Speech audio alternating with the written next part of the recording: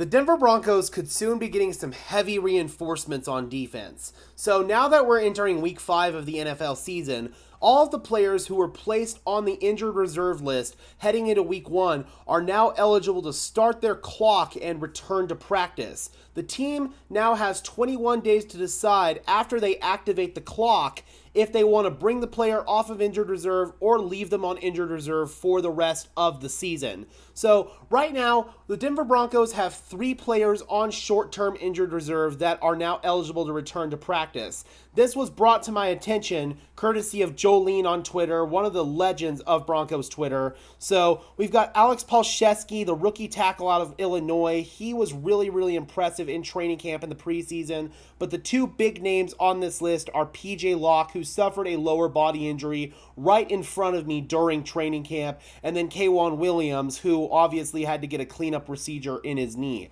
All 3 of these players are now eligible to return to practice whenever the Broncos like. As far as Baron Browning is concerned, he's been on the physically unable to perform list, and at any point in time when Baron Browning is healthy, the Denver Broncos can go ahead and activate him off the PUP list. So with Baron Browning during training camp, I was kind of hearing the early October timeline for him. I think a realistic target to see Baron Browning return would be week 7 against the Green Bay Packers. That would come after our Thursday night game against Kansas City, where they'd have a 10-day rest period, kind of like a mini bye week almost, and that would seem like the ideal time to target Baron Browning's return.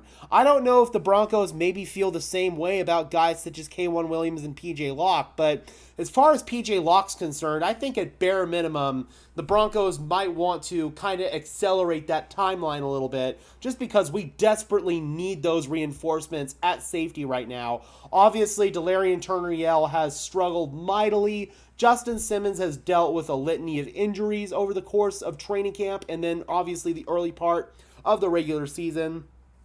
And then Kareem Jackson got ejected in week 2. He's been off the field, and then being on the field just all the time has really taken a toll on Kareem Jackson's body. You can see where he's just physically exhausted, man, because he hasn't had anybody to spell him and give him any rest. And you know, as a 14-year veteran, Kareem Jackson needs to at least get a few snaps off here or there. The Denver Broncos need to have at least one more healthy body at safety. Hopefully Justin Simmons is close to returning. It looked like he was close to returning this past week, but he then popped up as did not participate in practice on Friday. So that meant that he may have suffered some sort of setback. The Broncos are not very talkative when it comes to injuries, so I don't think that we're going to hear too much information, at least directly, in regards to Justin Simmons' injury. We're just going to have to monitor his practice status as we head into the Jets game to see where he potentially is. If he's listed as limited, especially on the Friday practice, then I feel like Justin Simmons will probably be good to go for the Jets game. But if he's listed as DNP throughout the week, especially on that Friday practice, man, he's not going to play. So we desperately need PJ Locke to come back. His injury did look pretty serious when I saw it. I can't remember if it was a knee or an ankle off the top of my head. But regardless, PJ Locke desperately would give this team some much-needed But regardless, man, PJ Locke would give us some much-needed reinforcements at the safety position.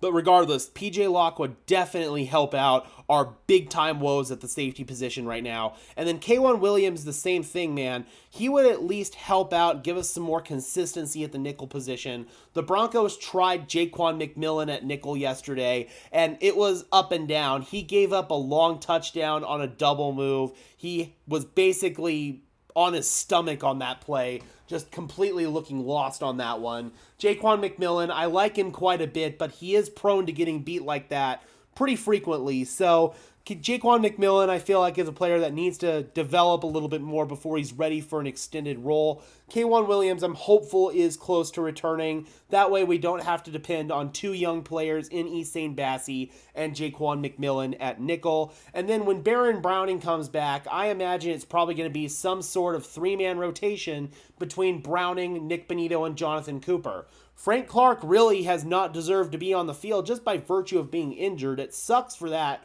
for him personally, but that's just kind of the nature of the business, man. If you're Frank Clark, your best ability is availability, and to this point, he has not been available, and even when he has been available, his play has been less than inspiring. And then when you talk about somebody like Randy Gregory, he's been sorely disappointing this year.